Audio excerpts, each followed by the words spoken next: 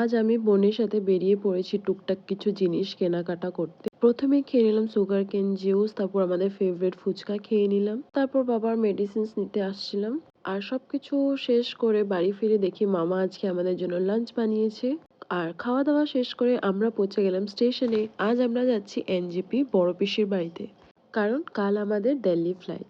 Plan ছিল গুয়াহাটির থেকে ফ্লাইট নেওয়ার, কিন্তু বাবার ইচ্ছে ছিল পিসির সাথে দেখা করার, তাই বাগডোগরা এয়ারপোর্ট থেকেই ফ্লাইট নিব।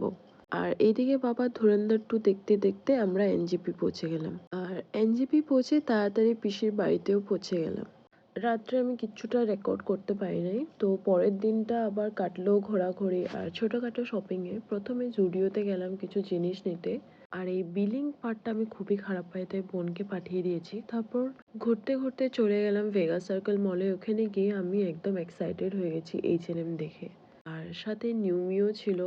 অ্যাকচুয়ালি বাবা পাঠিয়েছিল দাদাদের মেয়েদের জন্য কিছু ড্রেস নিয়ে যেতে, তো আমরা নিজেদেরও শপিং করেছি, ওদের জন্য করেছি।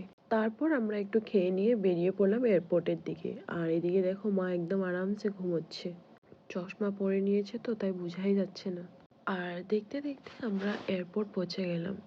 আর আমাদের ফ্লাইট ছিল 5:30-তে, আর আমরা পৌঁছাতে পৌঁছাতে প্রায় 4টায় বেজে গেছিল। তারপর লাগেজ ড্রপ, সিকিউরিটি চেক সবকিছু স্মুথ ভাবে হয়ে গেল। তারপর আমরা ফ্লাইটে বসে পড়লাম। আমি, মা আর বাবা একসাথে, আর বোনের সিটটা ছিল আলাদা। আর মজার ব্যাপার হলো উইন্ডো সিটটা আমার ছিল, কিন্তু বাবা বসে পড়লো। বলল তুই নিচে তাকালে ভয় পাবি। মানে বুঝতেই পারছো প্যারেন্টস এর চোখে আমরা এখনো ছোট। তাই শেষ পর্যন্ত বাবাকেই বসতে দিলাম, আর সে আমার জন্য কিছু সুন্দর সুন্দর ভিডিও তুলে দিল। আজকের ভিডিওটা এখানেই শেষ করছি, আবার দেখা হবে নেক্সট ব্লগে। Okay bye.